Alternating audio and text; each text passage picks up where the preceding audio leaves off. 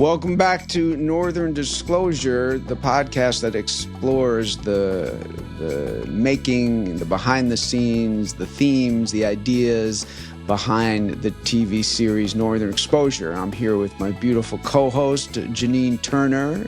Janine, how you doing today? I'm fine, thank you. I have my notes. I have all my notes of all the lines from the show that I loved. I'm sure. Well, you always pick the good ones. You do too. This episode is called War and Peace. It's the season 2, episode 6 episode, and it was written by one of our guests, Robin Green, and Henry Brummel, who was a great writer who passed away, I believe, in like 2013. And I think he even won an Emmy. But Robin is here with her husband, Mitch Burgess, who also was a writer, and they were both producers on the show. And I'll talk about them in a minute. But this show was a really interesting, unique show with some definite unusual touches, even for Northern Exposure. And it was directed by one of our favorites, Bill D'Elia, who went on to have an incredible career directing everything for David Kelly. And we have Ilya Baskin as the guest star. And should I read the little plot about what it was, Janine? Yes. And Dana Anderson was another one of the guest stars. And she was great. Yeah. You were saying before we got on, you liked her performance. Good. She was really good too. She was interesting. She was a perfect foil for Ed, right? Yeah. And she had that accent, but it just seemed so real. Yeah, it did seem real. She plays a love interest to Ed Chigliak, and it's an interesting story. But I'm going to read, the audience seems to like these little plot descriptions. So the plot of the episode War and Peace. Joel prescribes Valium to Holling, who fears his dreams. But the Canadian gets frightfully groggy and prefers to use another approach. The whole town celebrates the visit of Nikolai Ivanovich Apollonov, a pop singer known even in New York, who organizes Sicily's annual Russian festival. Patriotic bad chess loser, Maurice, dares him to a duel. Chris holds the annual reading of War and Peace with original side comments, and Ed has a hot night with a saucy farm girl and considers marriage, but she prefers Chris. There's a lot going on in this show, and aside from all the literary references, which all of our English lit major writers were having fun with. Mm-hmm. Before the days of internet, we just always have to keep saying that, before That's Google. True. And I think just another housekeeping, if you're listening to this podcast, you can also watch it if you want to see the beautiful Janine. You can watch on YouTube. And the handsome Rob Morrow. Thank you. You can watch on YouTube on the Northern Disclosure channel, or if you're watching, you can listen if you're in your car. And then either way, subscribe, because then you'll get all the information about coming events and live appearances that we may or may not be doing in the future, and like that. So, Janine, tell me a little what'd you think about this, the War and Peace? Well, I as I was watching the show, I watched it twice this morning, and the second time, it all the sort of idiosyncrasies and the depth of connections started to hone in my brain, and I really love this parallel universe type of duality that they were focusing on. I know you love science fiction too, Rob, and I really love it. Talk more about that. What do you mean? Well, the Tolstoy, there's a line, it's all about duels, the duel that happens later, the duel within the book when they're reading the Tolstoy, because they're reading War and Peace. Chris has this great line, in this parallel universe we call reality, we've scripted in our own duel. And so everything was about this sort of parallel universe, the duality, and the level of literature references in this particular episode. I thought the Dr. Zhivago, and lines like, shall I go into some of my lines?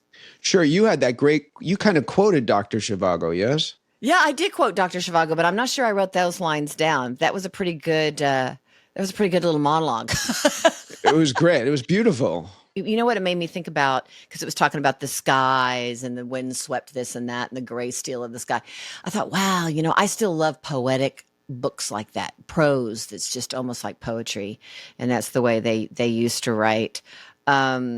I thought, well, I'm going to save one of the things I know you want to talk about to the end, and we can go back and forth. But things that they would say, like he's a Greco-Roman bronze medalist. The fact that Dostoevsky gambled everything away. He did the wild. He goes, I want. Marie Holling says, I want to go do the wild thing like Tolstoy. The whole reference with John Corbett and Ed about eroticizing the landscape. No. He has it with the young girl, Anderson, Lightfeather. Dana Anderson. Yeah, she plays Lightfeather. Yes, Dana Anderson, and the part about eroticizing the landscape, because she loves this whole motorcycle became a sexual type of thing. And he says Henry Miller. He talks about Henry Miller and Baudelaire had a really great thing with the white cat fur. Right. I wrote it down. Vast steel gray skies. That was from Dr. Zhivago. I did write one. And that's so perfectly descriptive of, I mean, when you watch the movie, those skies were vast and steely gray. Mm-hmm. They were. You want me to keep going? I have a few more. I have a few more. It's up to you. Okay. Well, the whole outraged honor of Russian arms. That was another line at the doctor. And then there was this great reference, Rob, and I don't remember exactly who said it, but I think it probably was Chris. It was from the Machu Picchu to the Acropolis. I thought that was really amazing. And of course, there's a funny line between you and I when we're flirting at the end when I say, yeah, underneath that whiny, abrasive exterior of yours, I sometimes get a glimpse of something manly. Those were those kind of loosey comments, I mean, I love what you're saying. I didn't quite follow the dual thing, but you because we're not dealing with dual realities. You're just saying that what was in the novel War and Peace was being represented in our show. Well, he talked about the parallel universe, and the parallel universe is a duality, and how we're carrying out a dual at the same time as they're talking about the duel in the book. So it's a double entendre on the word duel, is what you're saying. Yeah, that we're kind of having that parallel universe thing happening where there's a duel in the town between Maurice and the Russian, and that there's also a duality talking about in the book. But then that duality of what's happening there is also happening here, is sort of like a parallel universe. And then yeah, I get what you're saying now. And then the play on the word duel as well is interesting. Yeah, and the play on the word duality. I think our literary writers who will bring out now, Robin Green and Mitch Burgess, are super smart and talented. And I always remember them being so open and insightful and calm and just a great presence when they're around. And whenever their name was on a script, I would get excited because I knew it was going to be interesting. Robin originally worked for Stan Lee. I don't know if you know that, Janine. She was at Marvel Comics, and then she went on to work. She was the only girl. She has a novel, autobiography out that I read, which is so charming and should be a movie. I don't know what's going on with that, but it's called The Only Girl, and it's subtitled My Life and Times on the Masthead of Rolling Stone. She was the only girl at Rolling Stone magazine, and the stories are just amazing. Wow, that should be a movie. I'll play the part, Robin. I'll do it. Okay. But so she went on to come to write for us, and then she went on, and her and Mitch became writers and producers on The Sopranos. And Mitch, wrote for us and was a producer and is involved in many shows, and then went on to write for Sopranos. And the two of them together created the show Blue Bloods. I don't know if you know that, but that's a lot of checks in the mailbox on that one. You know it. How do you think we got this house in Shelter Island? And I'll just say that they had 11. They were nominated for 11 Emmys for Sopranos, and they won 3, I believe. But I had another one for Northern Exposure. That's what I was going to ask. Oh, yeah. It was the first one that we won as a team, Oh, okay. Best show. The whole Best show won it. Best show. Right. Okay. I have that, but I the actors were not allowed to walk on the stage, but we'll talk about that another day. Really? You guys, but you guys were the first SAG people. Remember the first SAG awards? Weren't you guys the first? We SAG were one awards? of. Yeah, didn't we win that, Oh. Rob? We were nominated Remember for they best didn't have the cast. SAG awards, and no one could understand why they didn't have one for the talent. So, guys, what I want to ask you: did you come to the show together as a team? Was that the way it worked? No. I had worked. How did I get on that show? Oh, I know. I met John Falsey at Iowa, and I met Mitch at Iowa. And so did I, And that's Mitch all we used to did. play ball, basketball with John Falsey, who was one of the creators of the show. Mhm. And that's And the Henry- Iowa Writers Workshop. And right, Henry, which is a Henry- renowned for the audience. That's a renowned Yeah. right. So many great writers have come out of there. It's everybody amazing. goes through there. Yeah. Everybody came at one point, either lecturing or as a student. But Henry was my teacher. He was a seminar teacher. At 24 years old, Henry won the Houghton Mifflin Award for fiction. He was like a really fine literary writer. And that's who I knew. I met him at Iowa the year that I met John. And Henry's the co-writer of this, and then you go on to write with your professor. That's amazing. Yeah. Well, it sort of was validating that he got into television too. Do you know what I mean? Because I didn't become a literary writer. I became a television writer. So John brought you on, and Henry happened to be there? Yeah. Well, they had children at the same school or something, and John was at someone's house, and he saw Henry's name on a parent list. John was at Iowa too, yeah? Yeah, well, he was at Iowa. That's how I knew him. Wait, let me clarify. Let me clarify this. Oh, I know we're talking about the Iowa Writers Camp Workshop. Or workshop. Okay, but were John and Henry from Iowa? No. Henry They were at the had a workshop. John's a Connecticut kid. Henry, Okay, so they were all just there for the workshop. The workshop attracted. I had already had my Rolling Stone career, and I went there just to relax for a few years, you know what I mean, and retool. And my life started again. I met Mitch. I met Henry. I met all the people who I would spend my life other with. writers. So you went there for 2 years? You went there for 2 years? Well, I stayed a year to wait for Mitch to graduate from college. He was I'm older than, but he was my student. There's a lot of student-teacher relationships here. Yeah. And he was my best student. We were adults. Yeah. So you came on the show, Robin, and then when did Mitch come on? Probably 92. I came on. I had a show of my own that summer when you did the 6, the original 6 shows. The original 8. Was it 8? Wow. Yeah.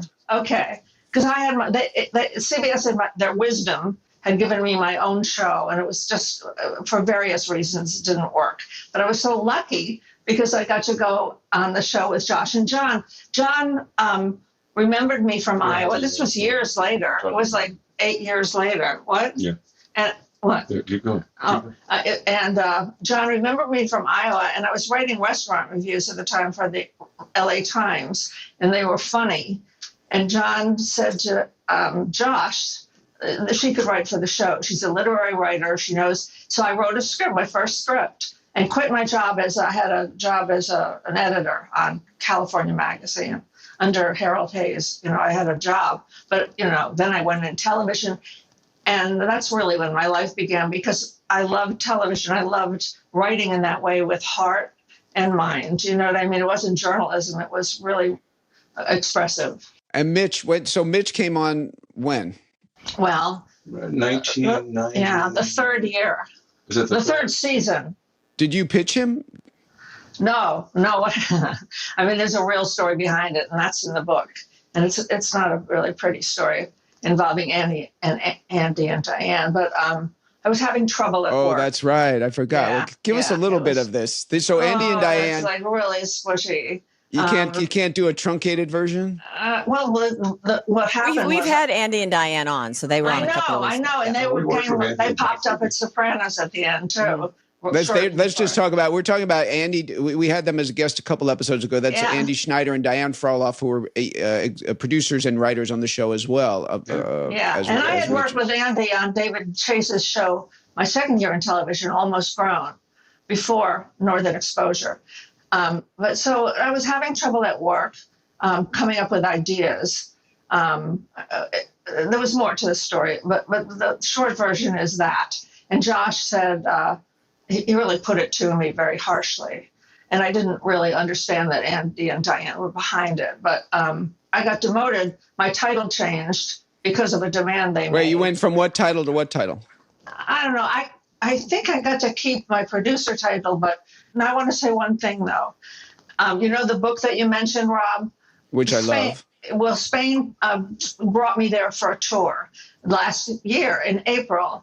I went on a tour through Spain, and because Northern Exposure doesn't translate into Spanish, they called your show there Doctor in Alaska. And and I thought people would want to hear about The Sopranos, but they really wanted to hear in Spain about Northern Exposure. We have a huge following in Spain. I did some international press for Spain. Just huge. They brought me DVDs of sets to sign. You know, who even has a DVD these days? So it was very sweet. It was really good that his show's finally getting seen again. Yeah, I'm glad it's yeah. Can you guys talk a little bit about how this is such a complex episode with so many layers. How does something like this come about? How did it, do you remember it all? Well, here's the problem is that I don't. And my name is second in the credits. So it's possible that Henry wrote it and then I polished it or something. I don't know. Maybe I had one of the storylines. I don't remember. I know some of the lines that are mine because you tend to remember. Okay, so what are your lines? Tell us some of your lines. Don't you have anything better to do than watch me live?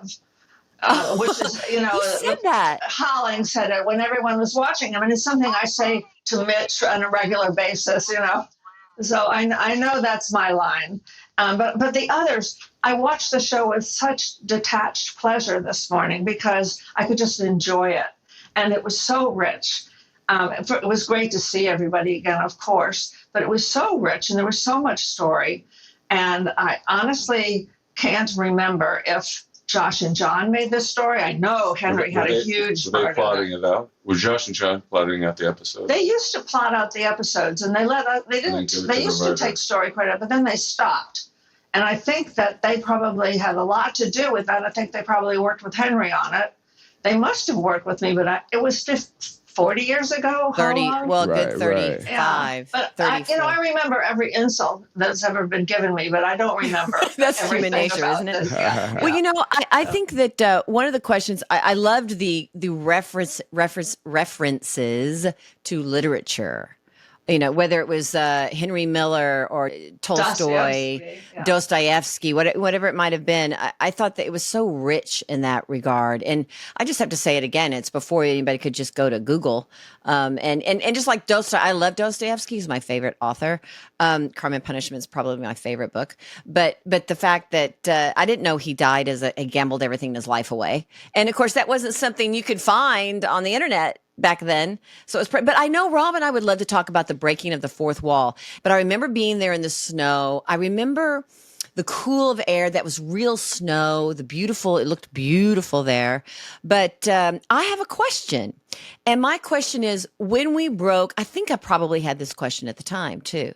It's all coming back to me now. Maybe we should set it up a little, Janine, just so the audience knows what we're talking about. So let's just so there's a duel because Nikolai and Maurice are feuding. Have always had this. It was an American-Russian feud. thing. It was like a democracy versus communism element to it as well. Absolutely, and also they have this traditional. They always are in competition, and they play an annual chess game. And Maurice accuses Nikolai of cheating, and Nikolai takes, I think it's my glove, and slaps Maurice in the old traditional way that you ask someone to have a duel, and that they're going to have a duel out in the middle of a field, and the whole town, of course, like everything, it becomes a spectator event. Yeah, and everybody's excited about it except Fleischman. He's like, do you know what happens when you're shot and then you bleed? And then, but then all of a sudden when they're marching and they're going to kill each other, we break what we call the fourth wall, which means we jump out of character, but then we didn't jump out of character, and so they said stop rolling, or it was kind of that kind of thing. It was then let's talk about this. The next scene is really good. So we were talking to each other as actors, but what I found to be really interesting, which could fit into this whole duality, parallel universe type of thing, is that when we broke the fourth wall, we still referred to each other as Fleischman and O'Connell.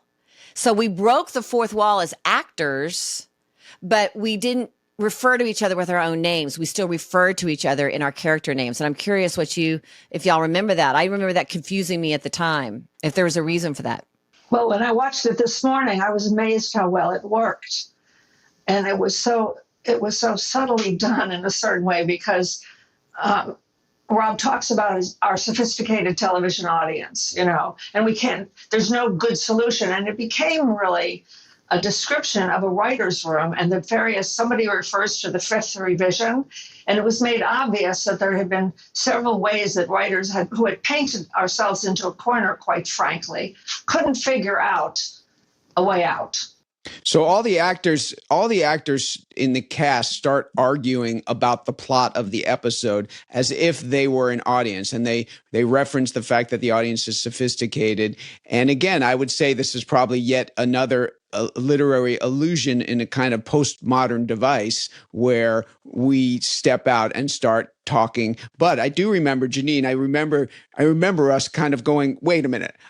If I'm not my character, if I'm talking about the show as if I'm outside of it objectively, but yet I'm referencing people's character names, which is it? And it was so hard to get our heads around. And I remember Josh just saying, well, something like, well, that's just the way it is, just do it. And nobody made it. And I think, and the way it's so great the way we get out of it. They never really deal with it as a device. It's just I think maybe you guys might have been thrown in the writing room of how to end it. So all of a sudden, Elaine says, as Marilyn says, let's go on to the next scene. It's better. It's really good. It's a good one. Yes. And then she is actually playing the piano when Elia is singing his song. I'm like, oh, look, that's Elaine playing the piano. I will say about the duel and breaking the fourth wall, it shouldn't have worked.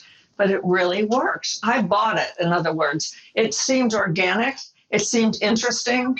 Maybe it's interesting that we didn't say our names because that's done a lot today, right? People just look to the camera and they talk to the camera. It was never really that familiar. It was like we're breaking the fourth wall. We realize but then again, we're still kind of us, but we're not us. And I guess you can look at that as an alternative universe, kind of interesting sort of thing. But at the time, it was really confusing to us. But it worked. But it did work. It helped us slide back into it in the next scene. I think the fact because it had the same playful tone of the show. Because if I'd said I was Janine, then Janine had to get back into character. No, that would have been too harsh. Yeah. That's a whole different. That would have been really confusing. Yeah, that's interesting. When you break the fourth wall, though, you are an actress referring to the scenes. But I think it's kind of interesting, is what I'm saying, that we didn't become Janine and Rob, because then we could slide right back into it. As far as I remember, that was the only time we ever did that. Yes, that's what I was thinking. Yeah, there was a hue and cry.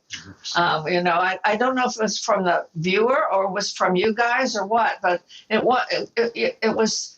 I don't think you'd want to do it again. I think we got away with it in that instant, and I did not notice that you kept in your characters' names. That probably really helped. Somebody was thinking, maybe Josh. I don't remember. But I will say that Henry is probably responsible for all of the knowledge about Dostoevsky and Tolstoy and all of that, all the literary stuff. And I think that the breaking of the fourth wall is a kind of literary conceit, and it worked like that in some literary way.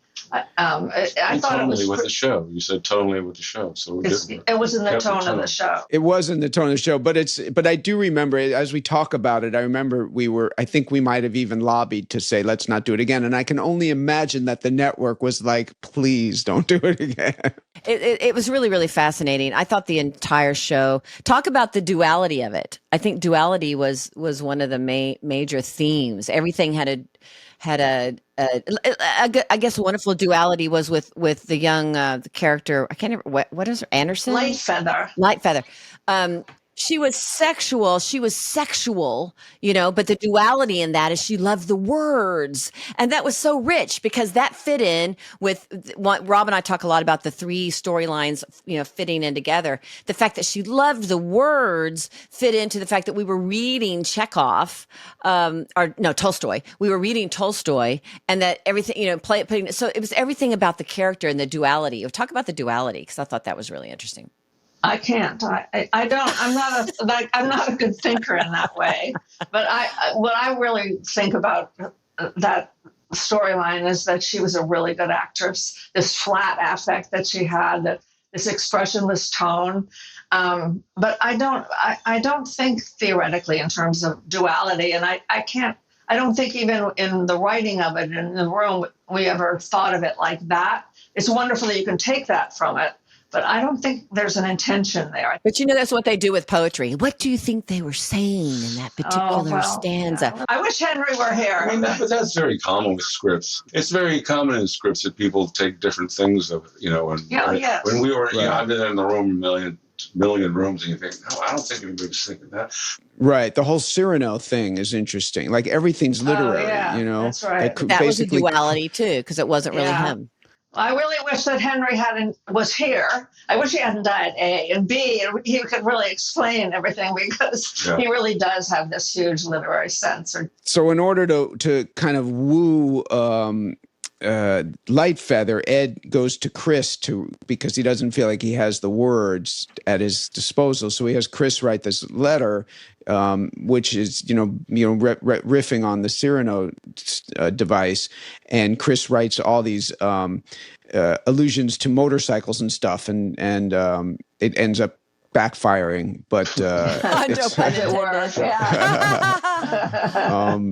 but it's really charming. All of that. I think my favorite literary reference was Nikolai calls Shelley a Nabokovian jewel. Yeah.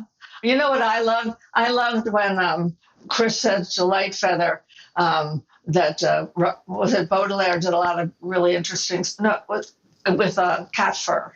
Yes, I mentioned that earlier. Yes, I had that earlier. He talks about Henry Miller and that Baudelaire did an interesting thing with cat fur. Eroticizing. Yes. The landscape. And so I guess that's a duality right there. But because the landscape isn't erotic. Well, I guess it is eroticized. But who was it that wrote about cat fur? Was it Baudelaire? In the script, it said Baudelaire. That's what it said. It did? Okay. Yes, Baudelaire. It was Fleur de Mal or something. Hey, Henry, can you pick out the themes that were in play in the episode? You mean Mitch? Oh, I mean Mitch. Henry, of course. I'm calling you Henry. Henry, come talk to us from the parallel universe. But just like... But Henry was a real intellectual. I mean, he was the real deal. But I would also... But I don't think we ever did things thematically. I can't believe that. So. I don't know how that could be. I can't imagine. I think that one thing might lead to another. Do you know what I mean? It might inform the other. But I don't remember us ever trying to tie things together thematically. And when you watched the episode, did they not jump out at you? I know what you're talking about. I do know what you're talking about. But I don't think it was done with intention. Right. That's so fascinating. Because I think the depth of the analysis that Janine is bringing to it about duality and all that stuff, we were just putting words in actors' mouths. But who beat the story out? A story? It's the people who beat the story out are the ones who put the themes in it. So, and I don't know. I know in episodes that were my idea, which I don't think this was. I think this must have been Henry, who unfortunately can't speak to this, and and I must have come and worked on it afterwards, which I had to do sometimes, to punch up a script or something like that. But maybe I'll ask Josh. We see Josh. He lives here on the North Fork. Lives down the road. That's another thing that I simply love, and I talk about it every episode because I think we yearn for it, and that's why people love Northern Exposure so much, is just the community that we're all always there together, whether they're playing chess, where everybody's there in the bar. Fleischman's there looking bored. Cynthia and I are smoking. Maggie O'Connell and Shelley, we're smoking cigarettes, and it just has the whole town is there to experience it. And I want to give a call out to Peg Phillips, because God bless her, she passed right after the show wrapped. And this was kind of a real she had the most to do, I think, in this episode so far, really yet, and she just did a wonderful job. And I want to give a shout out to Catherine, who did the costumes, the hats that the Russian theme, and the little hats that Peg Phillips had on with the scarf around her neck. And Peg Phillips, really, I thought she played Ruth Ann in the corner store. Yeah. And the way she lit up the screen, I thought was really beautiful in this episode. So there you go, Peg Phillips. We miss you. I agree. I always say that Chris, you guys gave Chris such interesting stuff, and the way he, wields his spirituality in with his literary sensibilities is always fascinating. How he takes responsibility, he has this integrity. He represents such integrity. He takes responsibility for his karma. And yet he's so open to the way he deals with Ed wanting to get married. He's like, well, yeah, sure, get married, get one under your belt. It's just so like, get one under your belt. That's a great line. John really get one under your belt. I love the way he blew off Lightfeather too. It was so sweet. Yeah, he can't be with a girl who has freckles. It's like, I can't be with a girl who has freckles. There was had freckles. Yeah, I know. I was like, put some freckles on her. But there was a moment that I thought was so great, because she sat down and he put his hand on her top of her head, kind of like a paternal little thing, like, I'm gonna connect you with literature. And he starts teaching. And I thought, did you catch that, Rob? It was an actor thing, but I thought that was a wonderful little moment. So sweet. And then at the end, he looks like Yoko Ono with the with the beret and the glasses. Oh yeah, I love the chess scene. I love the fact that the show could slow down to that extent. And Rob was the only one. He's like in that ad for the Philadelphia Inquirer. He's the only one who's bored, because it was, but it was done with such humor. That scene. It was just brilliant that you all knew about chess and everything. I thought about the art direction, and Woody, once again, we talk about him almost every episode as well, but the big blanket with the Velcro chess pieces that were moved. So I mean, I thought that's so clever. Brilliant. Yeah. But it's just that sense of community. Don't you yearn for it? I do. I live up here in the country, and I'm trying to get all the neighborhood together.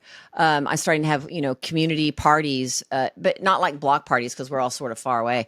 But just to get together and get to know each other. And I had one at Christmas, and now we're going to go ride horses together and do things together. But that's sort of a lost community art. That's why the brick still works so well for the show, because you could bring everybody together. Yeah. All right. Yeah. And we should also, while we're throwing out, we should again just say how great Bill D'Elia was as a director. Yes. I mean, he really all of the kind of nuances and touches and you talked, Janine, you talked about Corbett's gesture, Chris's gesture to Lightfeather, the paternal thing. I wouldn't be surprised if Bill said, as an aside to John to do it. He just had a great, he was really had a great sensibility. Mm-hmm. He was also very kind, wonderful with which to wear. You got to remember, we were down in Los Angeles in the writing room, and we weren't there up in Seattle nearly enough, but you were all together up there in this isolation kind of, I know. I'm of two minds about that. Yeah. What's your other mind? There's some duality for you. No, on one mind, I like that. But as the show in the beginning, it was hard, but once we got kind of on a roll, I like that we could kind of make decisions on the fly without having to get LA involved, and so it was. You were allowed to do that, really? Yeah, I mean, not in any major way, like, but just certain, the pass is like closing. Whereas when we first started shooting, if it was raining and the line was, hey, it's such a beautiful sunny day, you'd have to have 3 calls and shut down production, but eventually, and so I think that served it. But I do remember whenever you did come up, you guys, it was always, you were just such a warm and smart presence, and your talent preceded you. So we felt lucky when we did get to have you up there. And how many episodes did y'all write for the 18. show? 18. Wow. Our hands are in more. But we had hands, we had a hand in others. And talk about having your hand in others. We did most of the rewriting. Rewriting, yeah. Probably punching up. Some of them didn't quite get to the standard that they wanted. Or just for continuity's sake, right. Which means also a lot of people don't realize that you may see in television and in the movies, I guess, you may see someone get credit and they may not have written. There's a lot of writers that have made great careers off of scripts that they didn't write.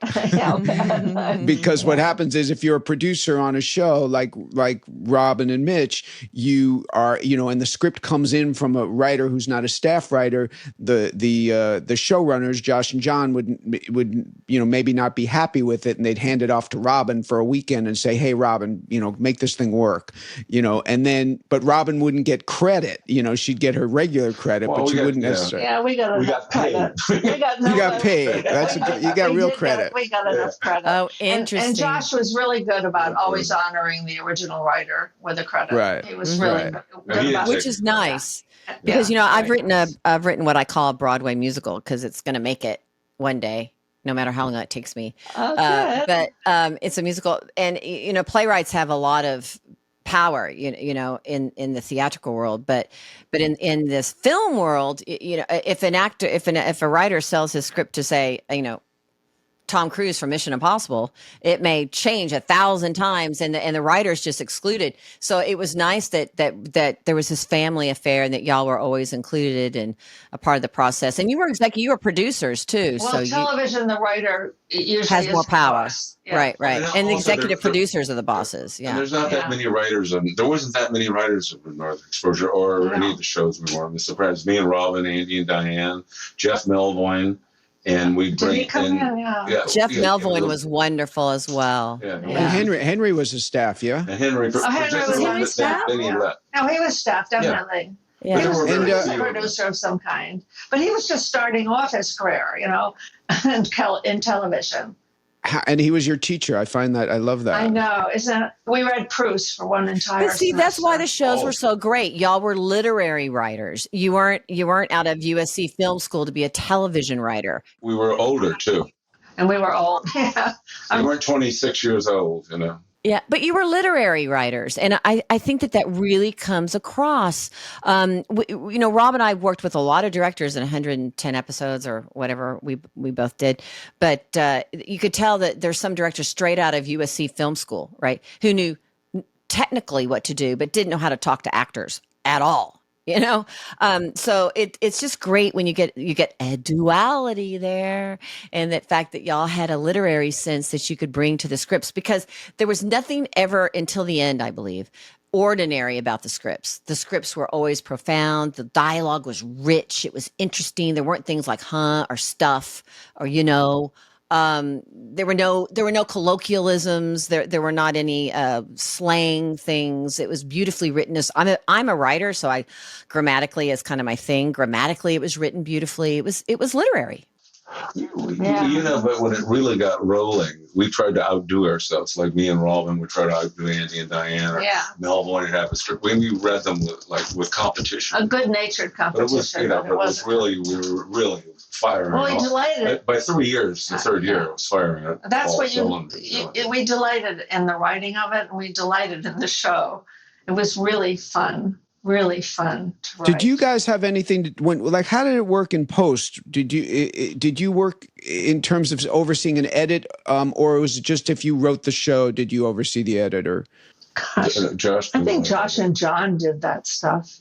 Right. So you didn't really. Bruce Lee. No, I don't think we did. I remember being in the directors. Mm-hmm.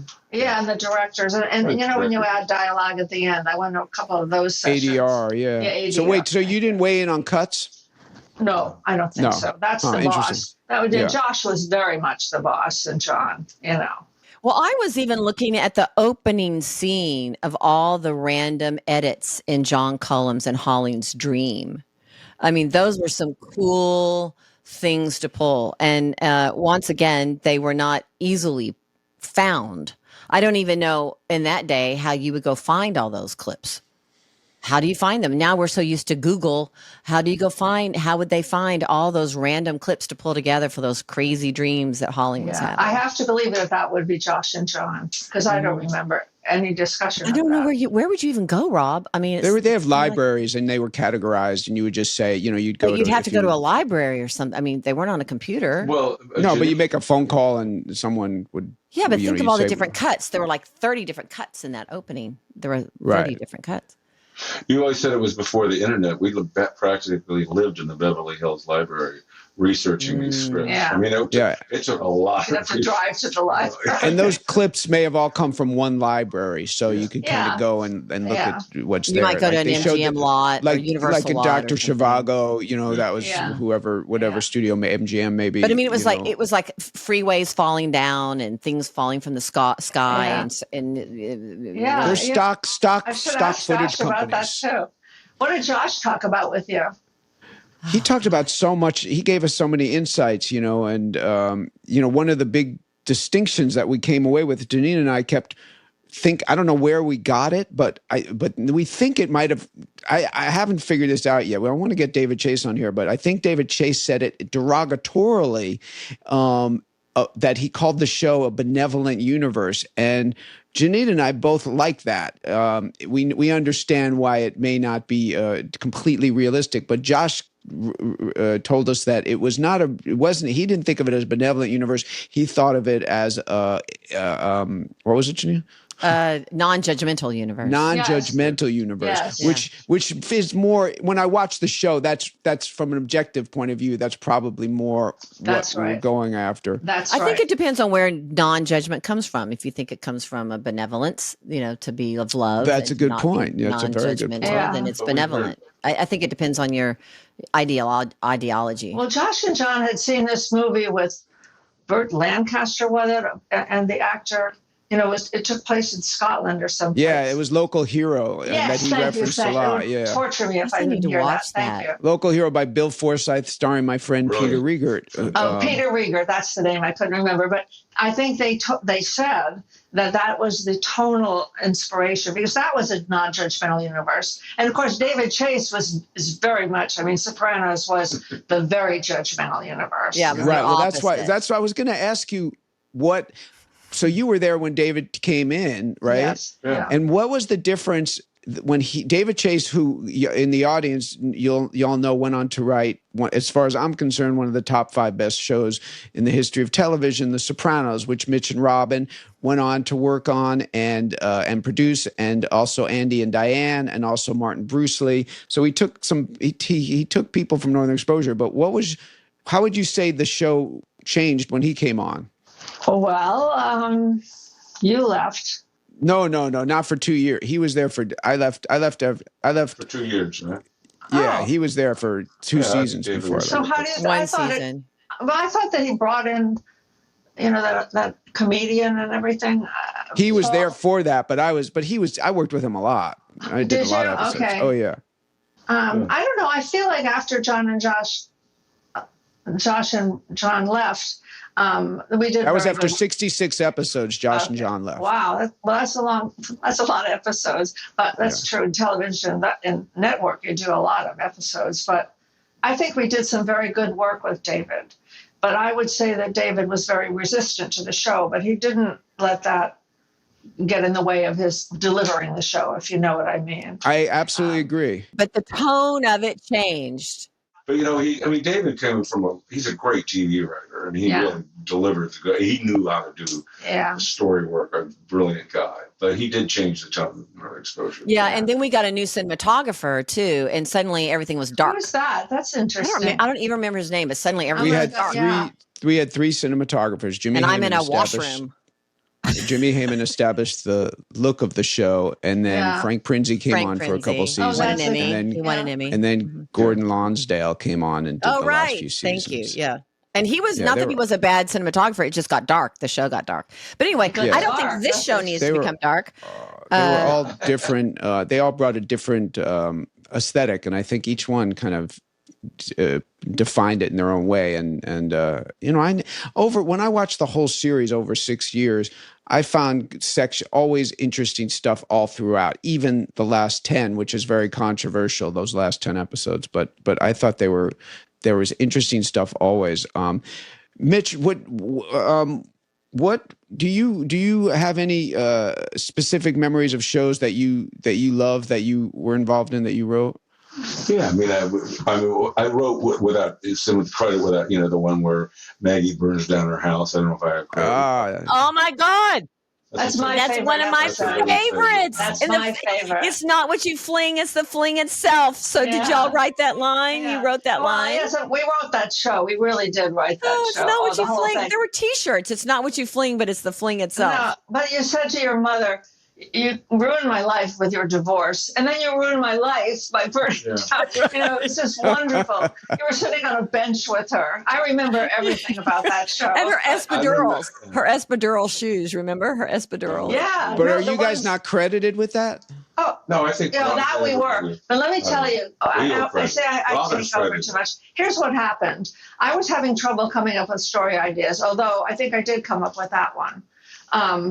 Burning down the house. But I said to Mitch, and we started working together at this point, think of some ideas. And he did. He thought of the idea where Maurice had a Korean son.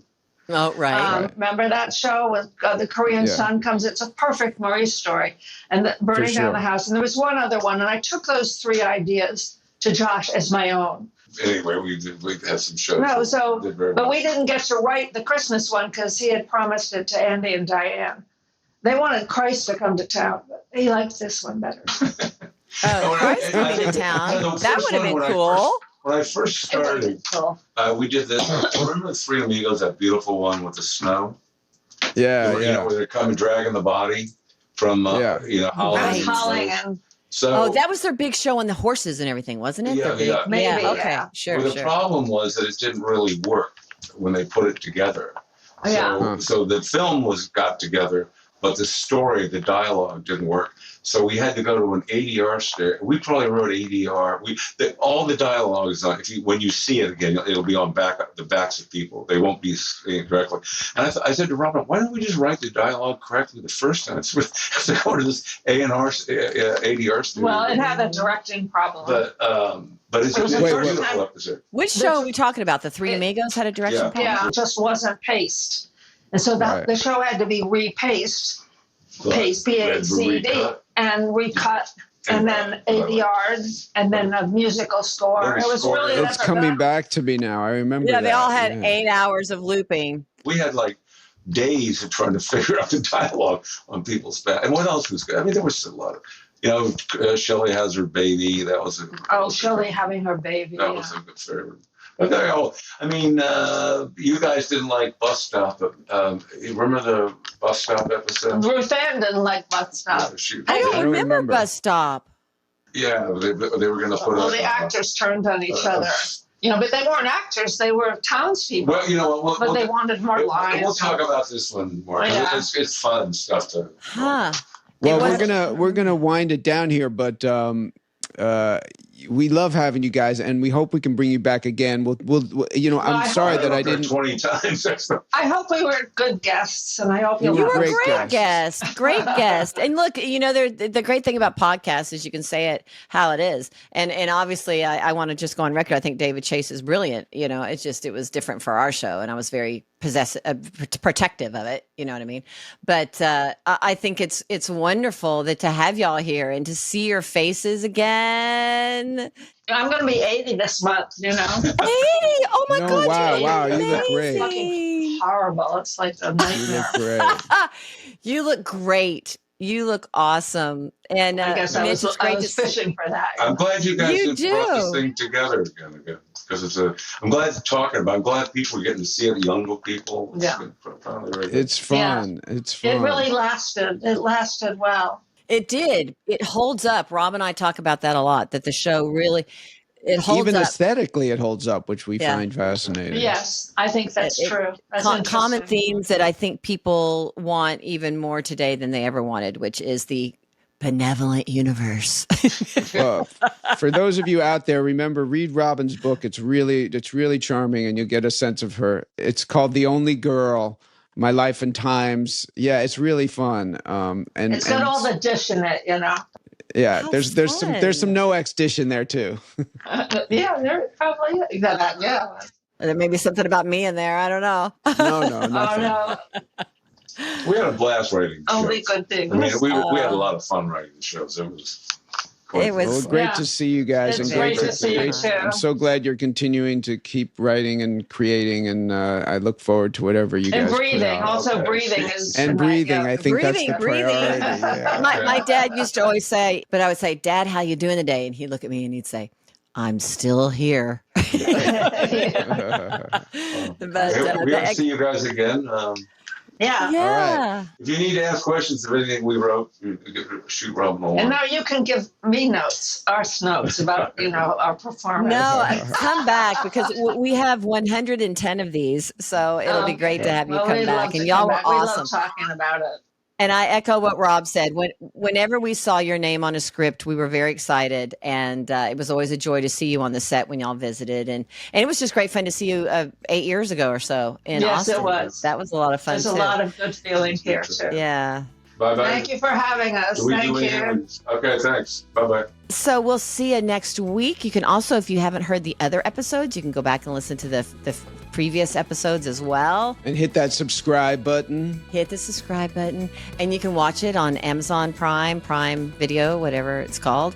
And Rob, I'll see you next week. And we're signing off from O'Connell and Fleischman. Actually, I think it's Fleischman O'Connell. In your dreams, Fleischman.